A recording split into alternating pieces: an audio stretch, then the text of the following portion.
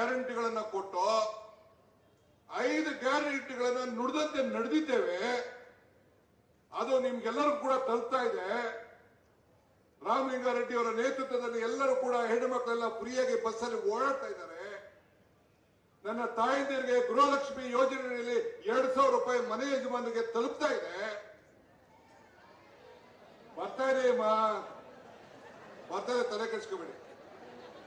ಬರ್ತದೆ, 1 ತಿಂಗಳದ್ದು ಬಂದಿಲ್ಲ, ಅಷ್ಟು 2 ತಿಂಗಳದ್ದು ಬರ್ತದೆ. ಈಗ ಬರ್ತಾ ಇದೆ. ಎಲ್ಲರೂ ಕೂಡ ಉಚಿತವಾಗಿ ಕರೆಂಟ್ ಅನ್ನ, ಉಚಿತವಾಗಿ ಫ್ರೀ ಕರೆಂಟ್ ಬಿಲ್, 0 ಬಿಲ್ ಬರ್ತಾ ಇದೆ ತಾನೆ? ಬರ್ತಾ ಇದೆ ತಾನೆ? ಬರ್ತಾ ಇದೆ. ಎಲ್ಲರೂ ಕೂಡ ಬರ್ತಾ ಇದೆ.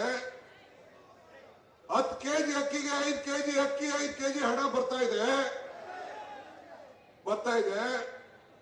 ಈ ಯೋಜನೆಗಳನ್ನ ನಿಲ್ಲಿಸಬೇಕು, ಈ ಯೋಜನೆಗಳನ್ನ ವಜಾ ಮಾಡಬೇಕು ಅಂತೇಳಿ ಬಿಜೆಪಿಯ ನಾಯಕರುಗಳು ಕುಮಾರಸ್ವಾಮಿ, ವಿಜೇಂದ್ರ, ಯಡಿಯೂರಪ್ಪ, ಅಶೋಕ್ ಎಲ್ಲರೂ ಸೇರಿ ಹುನ್ನಾರವನ್ನ ಮಾಡ್ತಾ ಇದ್ದಾರೆ. ಇದನ್ನು ತಲೆಗಿರ್ಲಿ.